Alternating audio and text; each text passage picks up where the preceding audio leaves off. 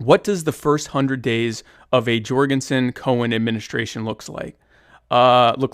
So it looks like us declaring that the wars are over. The beauty of the authorization of use of military force is that Congress has abdicated their legislative responsibility to declare wars to the executive, which the silver lining of that is that if you get the right people in place, like us, we simply say the wars aren't necessary anymore. We start bringing the troops home.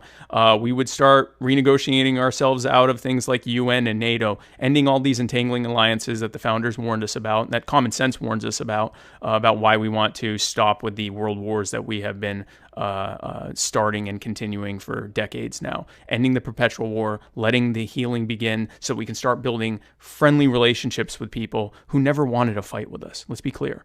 And also, it's going to look like a lot of people being pardoned at the federal level and a lot of pressure being put on states to pardon people at the state level and at the local level. Because the other thing that we'll be doing is descheduling the drugs with the FDA and not declining to enforce drug laws. We will be declining to enforce firearms laws and putting pressure on Congress to repeal the NFA and all the other unconstitutional gun laws. And if you're wondering what is an unconstitutional gun law, it's any of them, because it says shall not be infringed. So that is something that we'll be doing. So basically, it'll just look like a lot of what we as libertarians like to call harm reduction. Looking at where the harm is being done the most by government and reducing, and if possible, eliminating it at the executive level.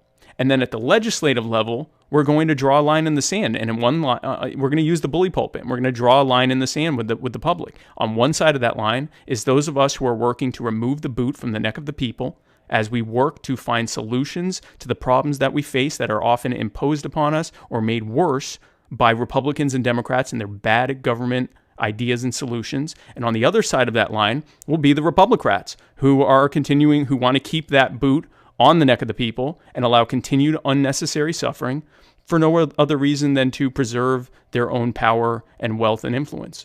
And we believe that will help. That, coupled with our executive actions, will do a tremendous amount to be able to put the pressure on the legislatures and the states to be able to set the people free.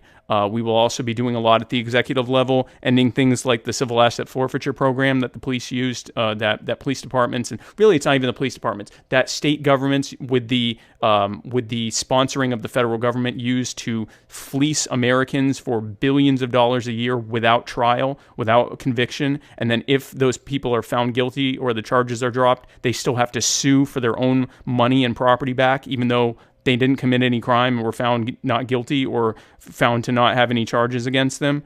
That's just pure armed theft. That program ends hopefully day one, but definitely within the first 100 days, ending qualified immunity as an enforceable legal doctrine if it hasn't already been passed at the legislative level, which we're increasingly hopeful that it will be.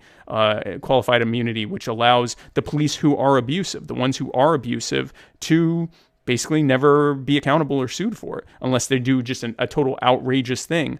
Derek Chauvin, who killed George Floyd, had 17 other excessive force complaints against him before he ultimately ended up murdering George. 17, including wrongful deaths. Qualified immunity helped to allow him to continue.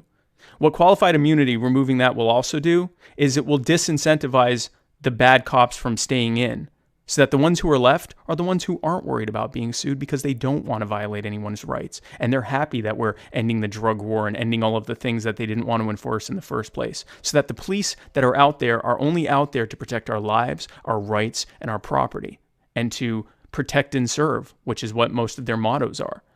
And to heal that rift between the police and the public, especially between the police and communities of color, gender and sexual minorities, religious minorities, ethnic minorities, the poor, the homeless, immigrants, the people who are the most acutely affected by excessive police force, to heal that rift between them so that the police and the public are friends, so that when the public sees police, when every member of the public sees police, they're not scared, they're happy.